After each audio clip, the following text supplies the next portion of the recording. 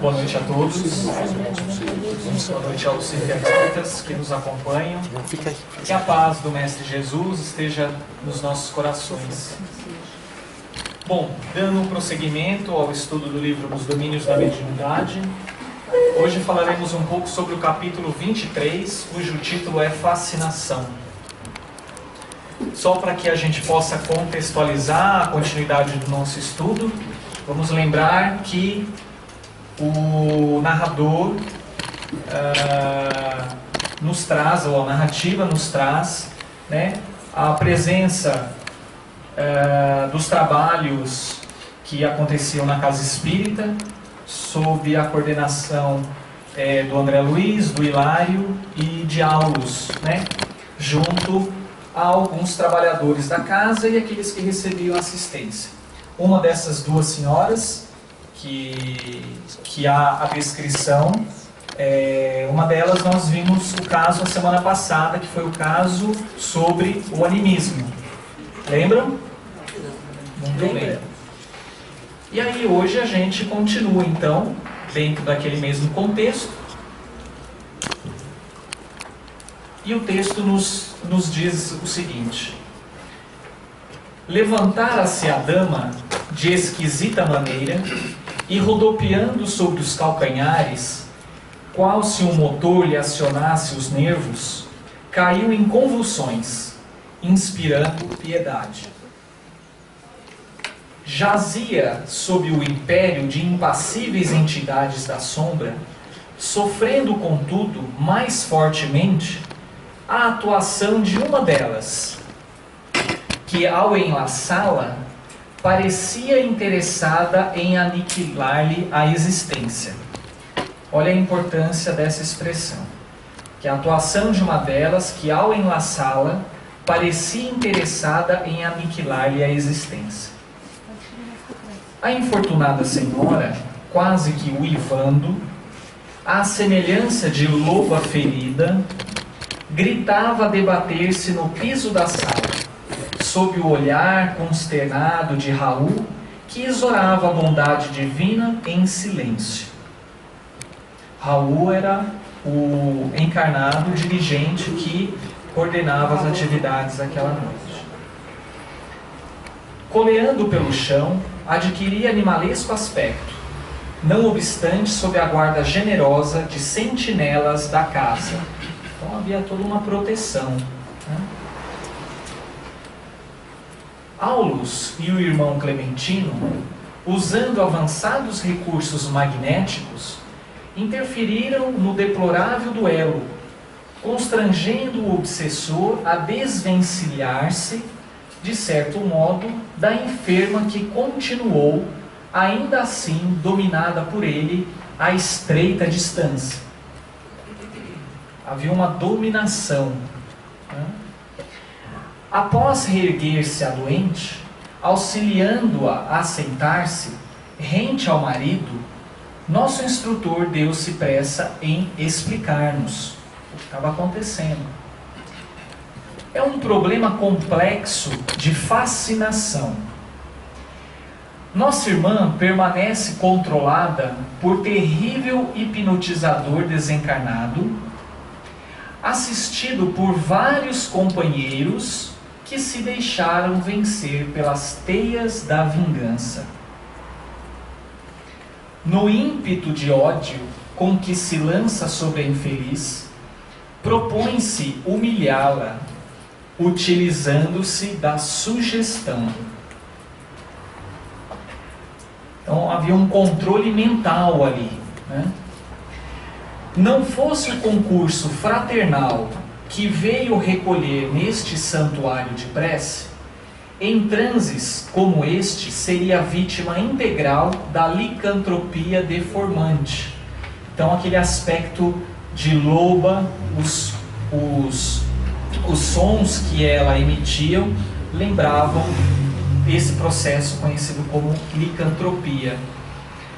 Muitos espíritos pervertidos no crime,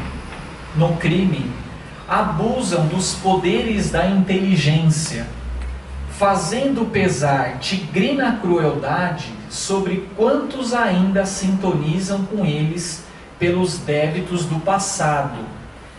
Então ele traz a gênese desta manifestação, deste contexto, trazendo as origens lá no passado, ou relatando que as origens se encontram lá no passado, numa outra encarnação.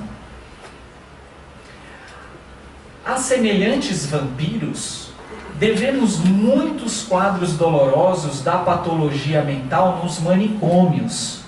Então há casos semelhantes, né, e ele descreve, muitas vezes não compreendidos pela ciência terrena e muito menos por aqueles ditos não conhecedores em relação à doutrina espírita, e que muitas vezes essas pessoas acabam sendo institucionalizadas em hospitais ou manicômios, né? Como se utilizava essa expressão anteriormente, em que numerosos pacientes, sob intensiva ação hipnótica, imitam costumes, posições e atitudes de animais diversos. Ao passo que a doente gemia de estranho modo, amparada pelo esposo e por Raul, que se esmerava no auxílio, Hilário, espantado, indagou: tão doloroso fenômeno é comum? E o orientador explica: muito generalizado nos processos expiatórios em que os espíritos acumpliciados na delinquência descambam para a esfera vibratória dos brutos. Esclareceu nosso orientador, coadjuvando em benefício da enferma, cujo cérebro prosseguia governado pelo insensível perseguidor como brinquedo em mãos de criança. Veja que o controle sobre aquela senhora era tão intenso, né, de que ele coloca aqui a semelhança de um brinquedo na mão da criança. Quer dizer, havia toda uma constrição importante sobre essa senhora. E por que não separar de vez o algoz da vítima? Quer dizer, se ela está manifestando ali algo tão importante, que lhe traz tanto sofrimento, que a coloca em um quadro de convulsão, não seria prudente, então, talvez, evitar aquele processo? E aí o Aulus coloca: calma, Hilário, ainda não examinamos o assunto em sua estrutura básica, sobre os seus porquês, né? E os paraquês também.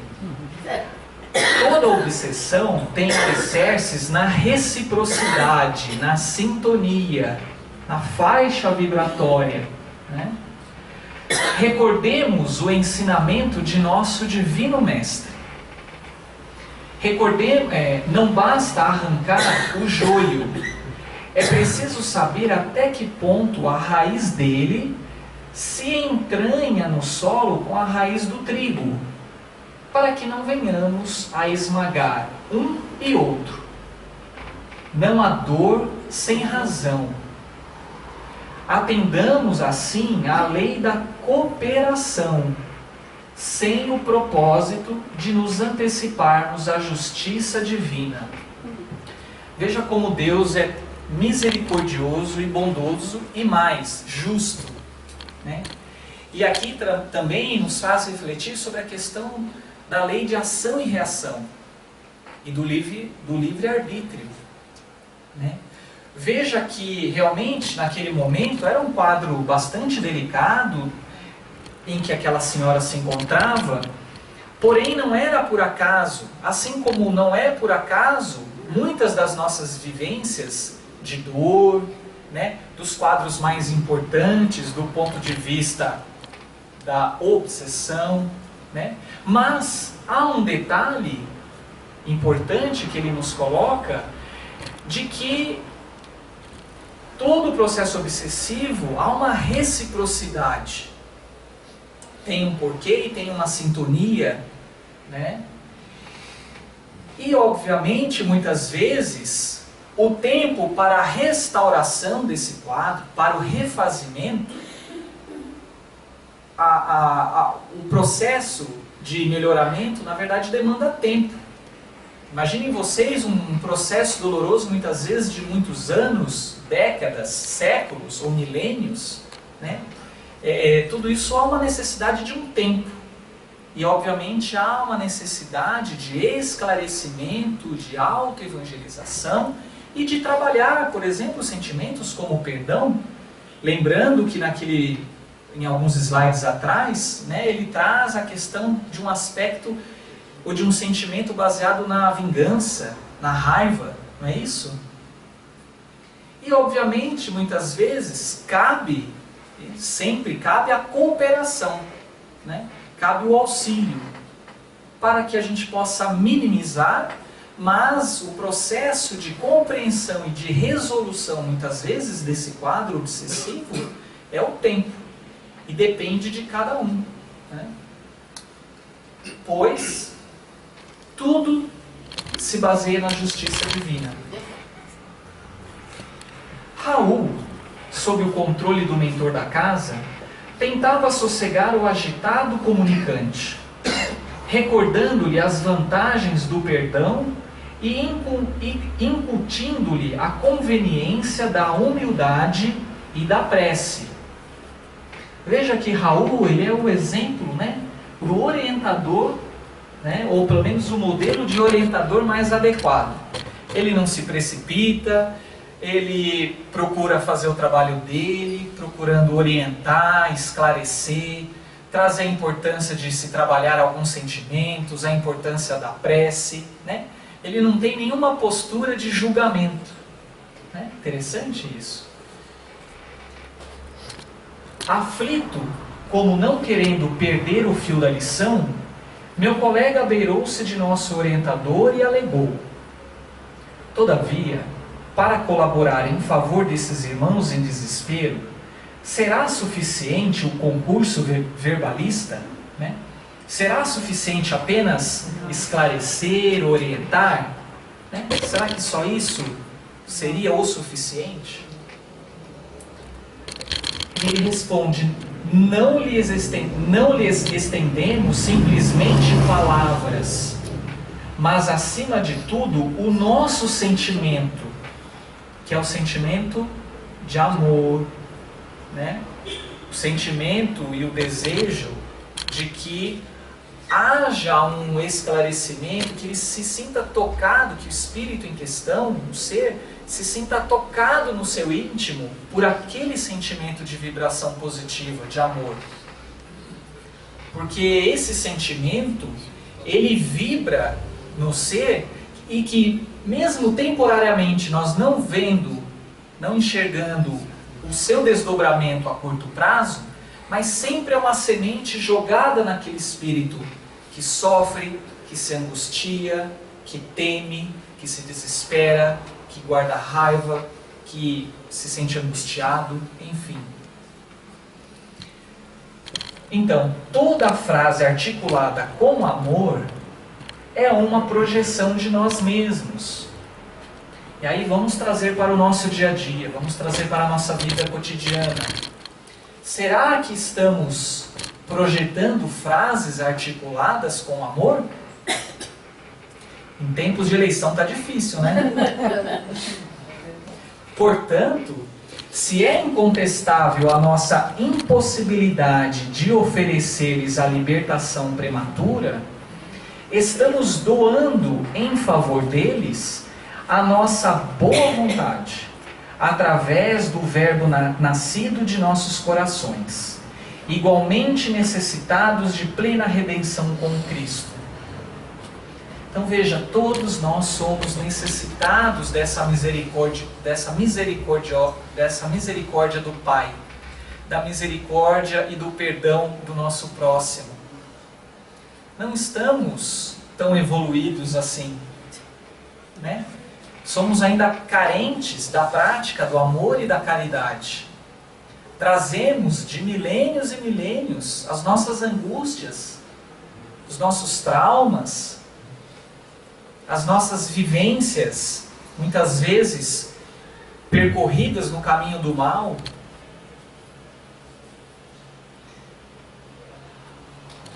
E num tom demasiado significativo, Aulus acrescentou: analisando o pretérito ao qual todos nos ligamos, através de lembranças amargas, somos enfermos em assistência recíproca, uns ajudando os outros.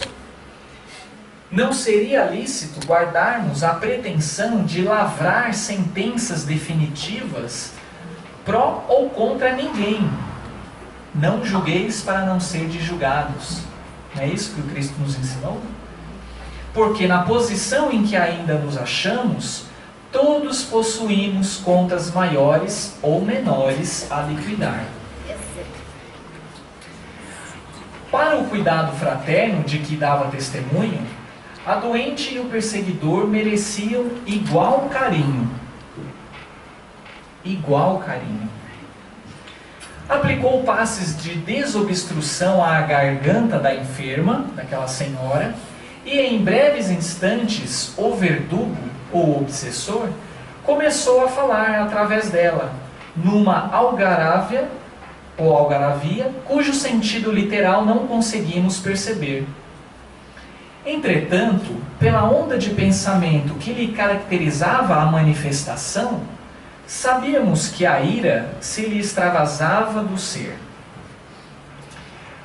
Observando então a enferma completamente transfigurada e assinalando-nos a muda interrogação, Aulus se deteve por alguns minutos a auscultar o cérebro do comunicante e o da médium, como a sondar-lhes o mundo íntimo, e em seguida voltou para junto de nós. E aí Aulus comentando: tentei alguma penetração no passado a fim de algo saber, respondeu o orientador entristecido. As raízes da desavença vêm de longa distância no tempo. Não obstante o dever de não relacionar pormenores, para não conferir maior saliência ao mal, posso dizer-lhe que o enigma perdura vai já em pouco mais de 1 milênio. 1 milênio, gente. Dá para pensar nisso? Nosso infeliz irmão fala um antigo dialeto da velha Toscana, onde, satisfazendo a obsidiada de hoje, se fez cruel estrangulador. Era legionário de Hugo, o poderoso duque da Proveriça, no século X. Pela exteriorização a que se confia, acompanham-lhe as terríveis reminiscências, lembranças, reporta-se ao saque de que participou na época a que nos referimos. Então houve a participação em um assalto, para satisfazer a mulher que não lhe correspondeu ao devotamento, e teve a infelicidade de aniquilar os próprios pais. Tem o coração como um vaso transbordante de fel. Veja que situação extremamente delicada, né? E aí André Luiz dizendo: restaurando a atenção no estudo que nos cabia fazer, lembrei a questão do idioma. Achávamos-nos no Brasil, e a obsidiada ensaiava frases num dialeto já morto. Por que motivo então não assimilava o pensamento, por que motivo não assimilava o pensamento da entidade a empolgar-lhe o cérebro em ondas insofreáveis, transformando-o em palavras do português corrente, qual acontecer em numerosos processos de intercâmbio sob nossa observação? Quer dizer, por que não havia comunicação em português? Essa é a pergunta. Já que eles estavam no Brasil, né? E aí ele nos relata, né? Estamos à frente de um caso de mediunidade poliglota ou xenoglossia, explicou o assistente. Aí eu fui buscar lá no livro dos médiuns, no item 191, e a definição que Kardec coloca de xenoglossia é os que têm a faculdade de falar ou escrever em línguas que lhes são desconhecidas, e destaca que esses casos são muito raros. Para aqueles que também queiram ter um maior esclarecimento sobre obsessões, fascinação e subjugação e a diferença disso, nós encontramos também no capítulo 23, no livro dos médiuns, referências sobre esses assuntos. E aí ele continua: o filtro mediúnico e a entidade que se utiliza dele acham-se tão intensamente afinados, em sintonia entre si, que a passividade do instrumento ela é absoluta. Ou seja, ela não estava conseguindo se controlar ou ter o domínio ali de suas forças inicialmente, sob o império da vontade do Espírito, que o comanda de modo positivo, a maneira como ele quer. O obsessor, por mais estranho pareça, jaz ainda enredado nos hábitos porque pautava a sua existência há séculos, e em se exprimindo pela médium, usa modos e frases que lhe foram típicos. Então veja, havia uma senhora encarnada no Brasil, que estava dentro de uma casa espírita, e que de uma hora para e que a partir de um determinado momento ela passa a ter um comportamento, uma expressão à semelhança de uma loba, processo esse caracterizado por licantropia, tem um forte processo obsessivo por trás desse processo, né? E que a partir de um determinado momento, sob assistência espiritual, a partir de passes magnéticos, houve a possibilidade de que esse espírito se comunicasse através dela, e através de um dialeto que ninguém conhecia, que sob a orientação e avaliação dos mentores ou duálogos, observou-se que tratava-se de uma língua muito antiga, né? Bom, continuando, isso, entretanto, objetou Hilário, é atribuível, então ele faz uma pergunta, né, ao Aulus. Então, isso, entretanto, é atribuível à mediunidade propriamente dita ou à sintonia mais completa? O problema é de sintonia, informou o assistente. Contudo, se a doente não lhe houvesse partilhado da experiência terrestre, não houvesse partilhado a existência terrestre juntamente com o espírito comunicante, como legítima associada de seu destino, poderia o comunicante externar-se no dialeto com que se caracteriza? Quer dizer, se ela não tivesse vivenciado naquele tempo o mesmo contexto, a mesma vivência com ele, ela poderia retransmitir essa comunicação do espírito ali? E aí ele responde: positivamente não, esclareceu Aulus. Em todos os casos de xenoglossia, que são raros, é preciso lembrar que as forças do passado são trazidas ao presente. Os desencarnados, elaborando fenômenos dessa ordem, interferem quase sempre através de impulsos automáticos nas energias subconscienciais, mas exclusivamente por intermédio de personalidades que lhes são afins no tempo, ou seja, que compartilharam da experiência ou daquela época, ou daquele contexto sociocultural, né? Quando um médium analfabeto se põe a escrever sob o controle de um amigo domiciliado em nosso plano, no plano espiritual, isso é Aulus falando, isso não quer dizer que o mensageiro espiritual haja removido milagrosamente as pedras da ignorância, que o encarnado ali, né, ele de uma hora para outra, ele tivesse algum aprendizado, né, ali naquele momento, né? Mostra simplesmente que o psicógrafo traz consigo, de outras encarnações, a arte da escrita já conquistada e retida no arquivo da sua memória, a memória espiritual, né? Cujos centros o companheiro desencarnado consegue manobrar. Então há uma manipulação em relação aos centros, né, aos arquivos da memória, e aí ele consegue fazer a comunicação. Hilário fez o gesto indagador do aprendiz e insistiu. Podemos concluir então que se a enferma fosse apenas médium, sem o pretérito de que dá testemunho, a entidade não se exprimiria por ela nenhuma expressão cultural diferente da que lhe é própria. E ele fala, sim, sem dúvida alguma.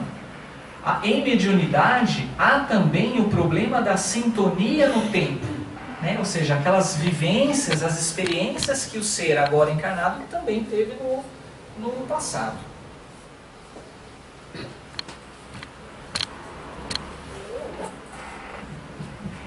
E aí ele faz uma comparação bastante interessante nesse caso, né? E de olhar vago acentuou: o fato sob nossas vistas pode ser de certo modo comparado às correntes d'água.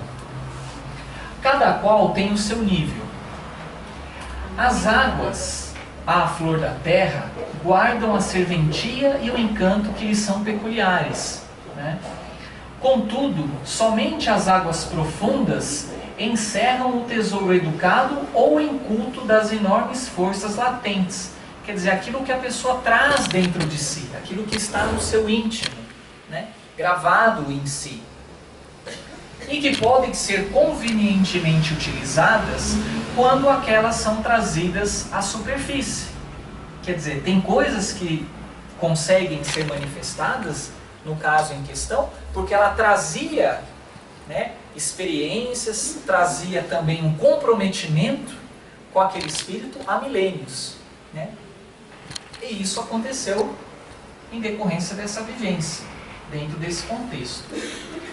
Conjugando o nosso esforço, separamos de alguma sorte o algoz da vítima, conquanto, segundo o apontamento de nosso orientador, continuassem unidos pela fusão magnética, mesmo à distância. Companheiros de nossa esfera retiraram o espírito dissidente, encaminhando-o a certa organização socorrista. Então ele foi amparado, né? Ainda assim, a doente gritava, afirmando estar à frente de medonho estrangulador em vias de sufocá-la. Bom, mas se ele havia sido socorrido, como que ela poderia estar ainda em um estado de certa perturbação mental? E aí, aplicando-lhe passe de reconforto, Aulo nos esclareceu. Agora é apenas o fenômeno alucinatório, natural em processos de fascinação como este. Perseguidor e perseguida jazem na mais estreita ligação telepática, agindo e reagindo mentalmente um sobre o outro. Havia uma questão de sintonia, né? Gradativamente a enferma acalmou-se.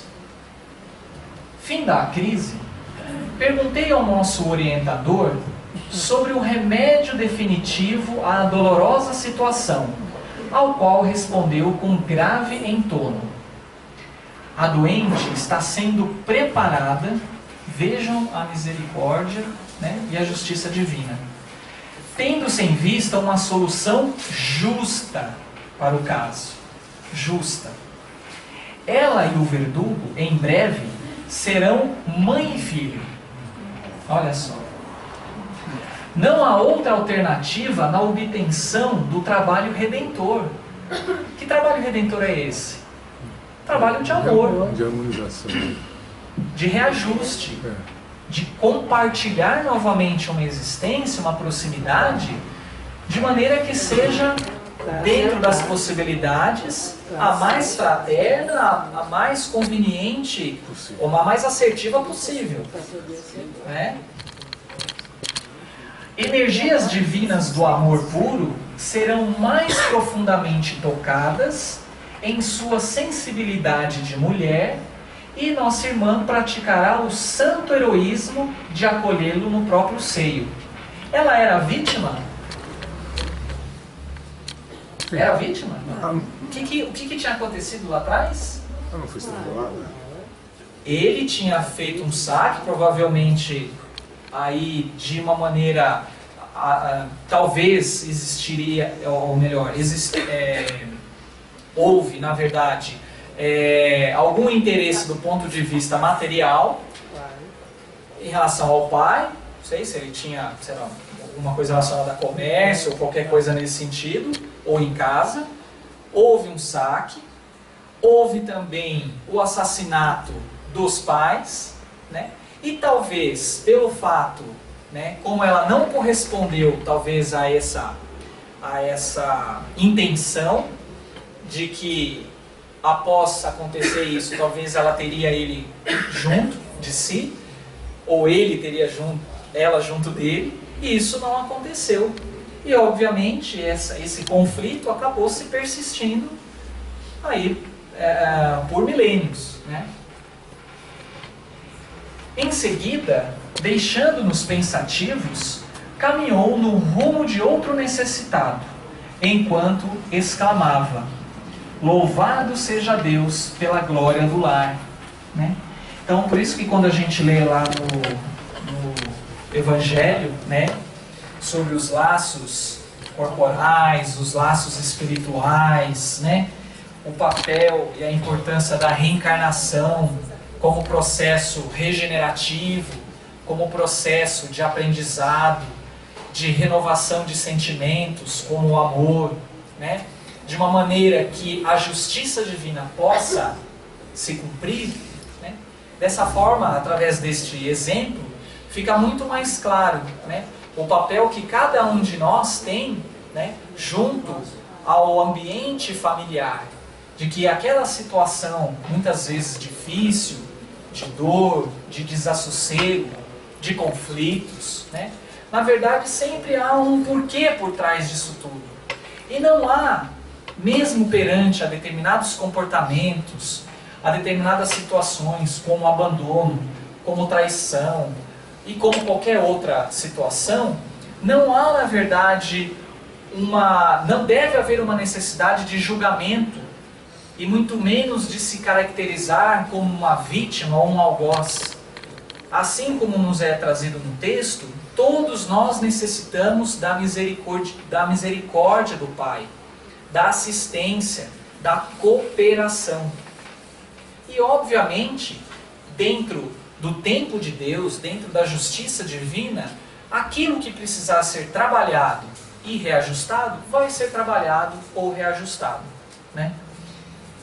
E aí, para concluir essa metade da aula de hoje, porque o André vai nos auxiliar aqui também, então é importante que a gente tenha em mente, né, que a gente possa ter a ciência de que o estudo, através da leitura do Evangelho, o estudo da própria doutrina, o trabalho incessante no bem e o amor no coração, né, convertendo a própria vida em expressão da fraternidade, são, ao mesmo tempo, elementos profiláticos e de reajuste para que a gente possa sanar os débitos e nos reajustarmos com aqueles corações que há algum tempo atrás tivemos alguma situação de conflito e que precisamos, para o nosso aprendizado, para a nossa evolução, cumprir, né, com esses deveres, com essas situações.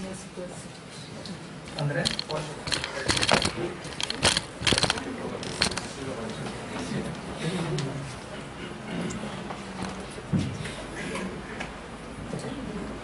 Boa noite.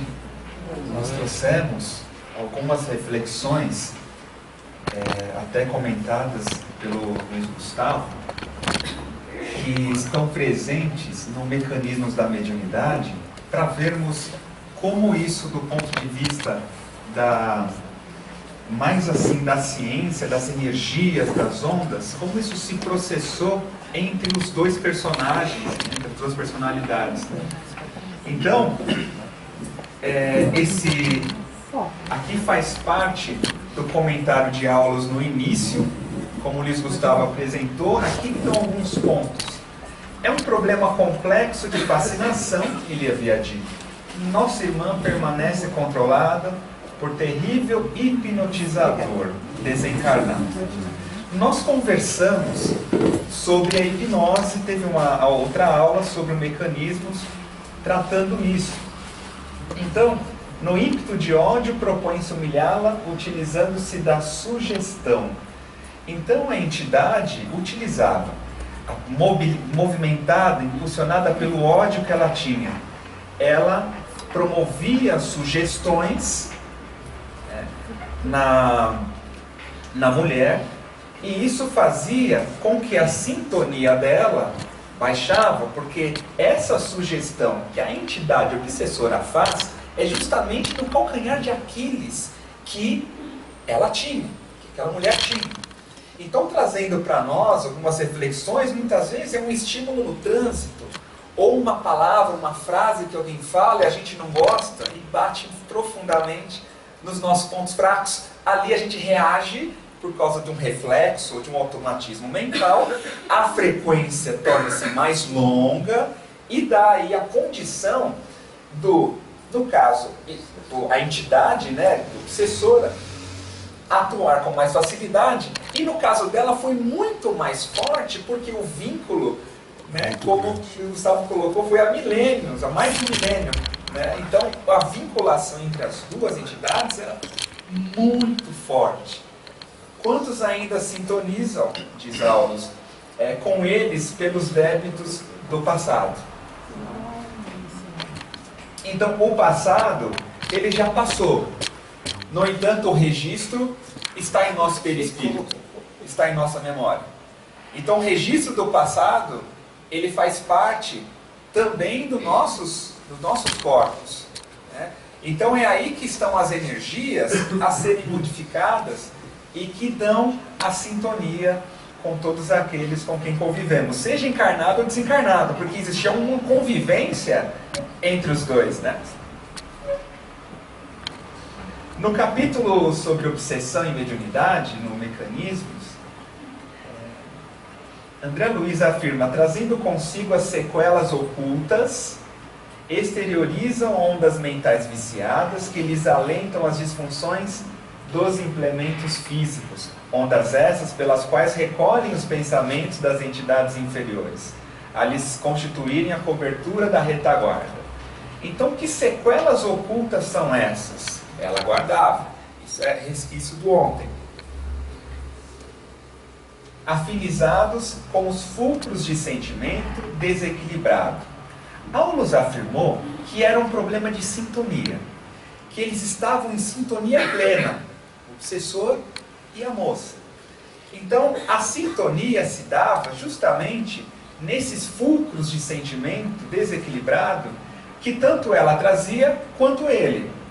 Por isso que a reforma interior, que a doutrina espírita nos estimula, o Evangelho de Jesus, na vivência dele, nos faz renovar esses sentimentos, a vivência nos faz renovar esses sentimentos que nos dão conexão, afinidade com qualquer entidade, encarnada ou desencarnada.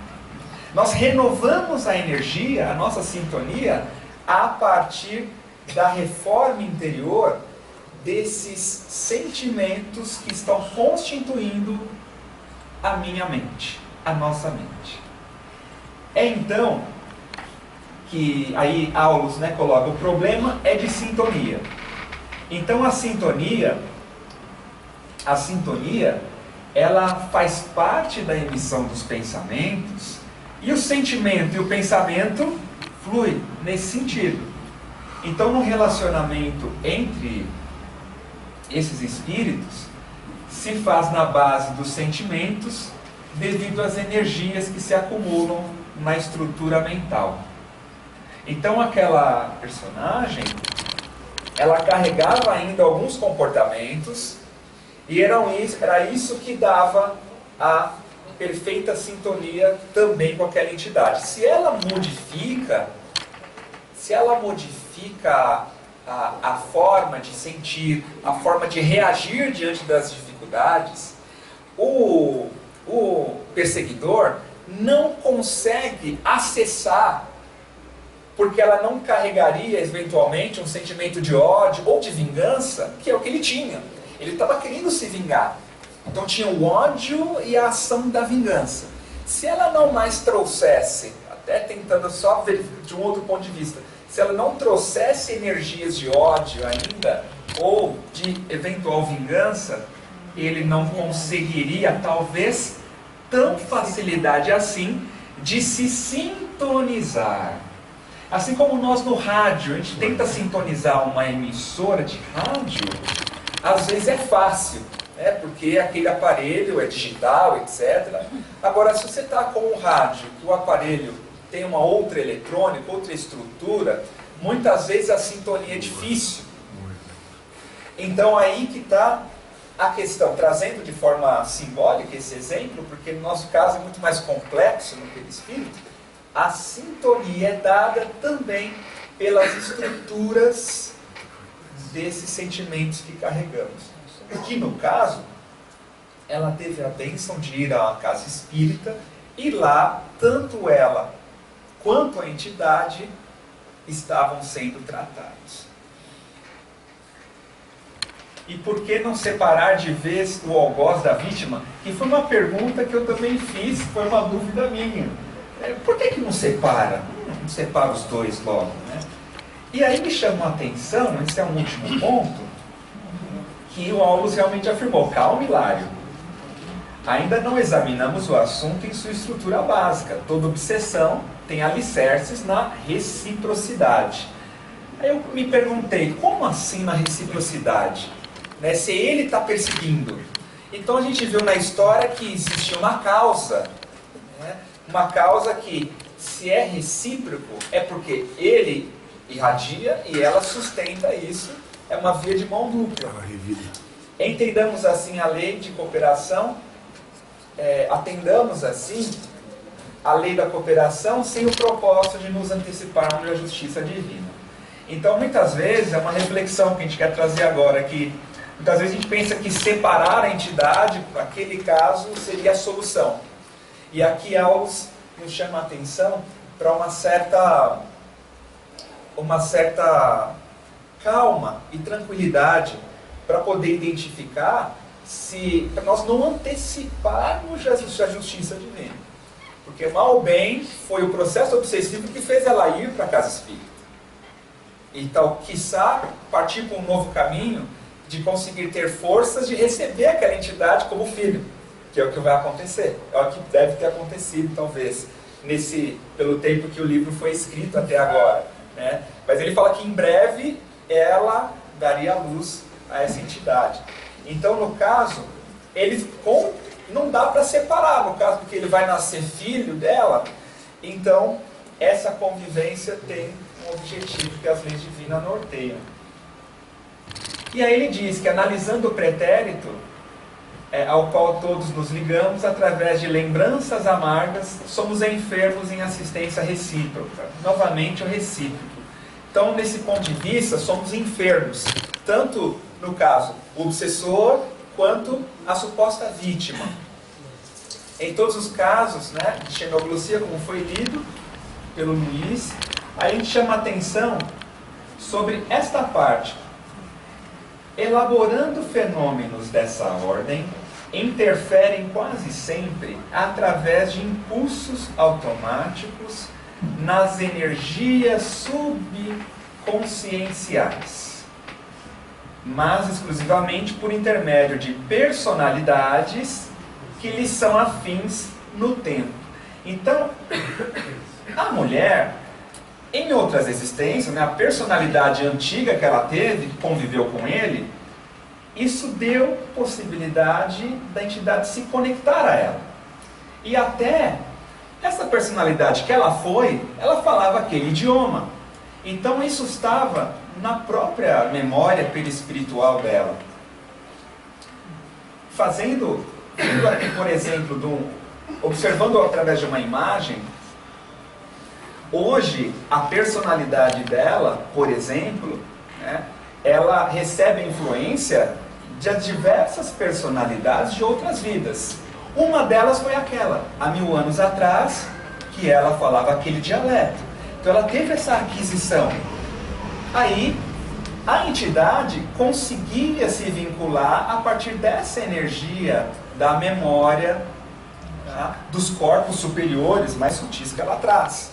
E era isso que disparava o processo obsessivo também. Então, em nossa memória, como espírito, está tanto as nossas conquistas morais, quanto também as dificuldades a serem melhoradas. As conquistas do ontem participam do hoje de acordo com a nossa forma de expressar. Nossa personalidade atual tem um pouco do que a gente foi ontem. Então é aí que tinha a conexão dessa entidade na moça. No caso, pela xenoglossia, mas também, com certeza, nos registros de vingança ou ódio que ela trazia, e possivelmente eles também duelaram em outras, possivelmente em outras situações ou reencarnações. Se esse registro não for mudado por completo, permanece a conexão. Se ela nessa encarnação consegue, como mãe, agora vivenciar esse amor divino que ela coloca, haverá a possibilidade de renovar as estruturas de ódio com o amor vivenciado. Porque sendo mãe, ela vai necessitar cuidar daquele espírito, bebê.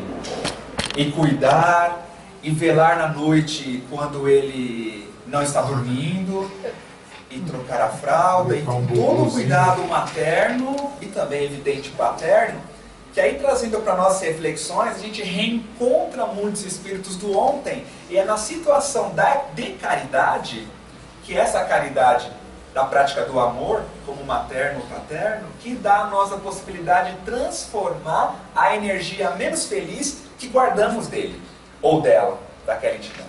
Então é na vivência, hoje é como mãe, de repente nossos pais ou filhos, ou aquele irmão mais velho ou mais novo, que nós temos uma oportunidade nova de não guerrear de novo, como foi há milênios atrás, mas agora unir para renovar os sentimentos que estão guardados daquele registro, e só com a vivência do presente a gente consegue renovar todo esse conteúdo que muitas vezes trazemos de outros tempos. E o amor é tão poderoso que Jesus nos disse no Boa Nova que depois do diálogo com Nicodemos, ele fala com os apóstolos, não recordo o capítulo do livro Boa Nova, mas ele diz que às vezes pensamos que quando dois inimigos, um mata, aí depois na outra encarnação talvez o outro teria que fazer o mesmo, né, e passar pela mesma situação.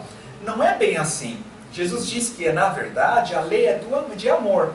Se um dos dois decide amar, ele quebra esse processo de duelo, esse ciclo que se repete às vezes muitas vidas. Então muitas vezes a gente está tentando prever aqui, sem pretensão nenhuma, mas que na história, ela sendo mãe amorosa e paciente, porque com certeza a gente pensar, filho dá trabalho, né? Talvez, de onde vem isso? É uma nova oportunidade de amando, tendo paciência, compreendendo, educando, sim, educando, modificar esses registros da memória. E nisso resolve uma cascata de reencarnações de outras vidas aqui em uma. É uma vivência muito profunda. Como amparo da espiritualidade superior, como Luiz Gustavo mencionou, os 3 últimos itens, que foi a questão do amor, o trabalho, o estudo, o trabalho e a prática da caridade. É a prática do amor. Essa vivência do amor faz com que toda essa energia acaba sendo em uma vida com certeza renovada, porque o projeto da encarnação vem para isso, vem para que nós sejamos vencedores naquilo que nós nos propomos. Nós sempre, quando antes de reencarnar, acreditamos que vai dar certo, nós vamos conseguir. né? Porque tudo está muito bem organizado pela espiritualidade superior para o nosso êxito. E agora, acreditar nisso estando encarnado é o papel que a doutrina espírita tem como um propósito: nos consolar, ser o consolador, porque às vezes encontrar aquela entidade do passado não é fácil. Aí o Espiritismo vem e nos consola como consolador, que nos esclarece na razão do porquê e também no sentimento. E assim conseguirmos ter forças para mudar esse conteúdo com relação àquela pessoa com quem não nos damos muito bem. Então, se houver alguma pergunta, o Luiz Gustavo. Rápido, hein? Se foi rápido. Para mim, Eu falei na aula anterior que qualquer dúvida era para tirar com a doutora Marlene. melhor para a doutora Marlene, qualquer dúvida. Melhor para a doutora. Muito legal. Ó, pode falar isso. Então nós vamos partir. Cara, muito Primeiro, desliga aí. Você quer que desligue o power? Não, isso. O power primeiro. Tá joia.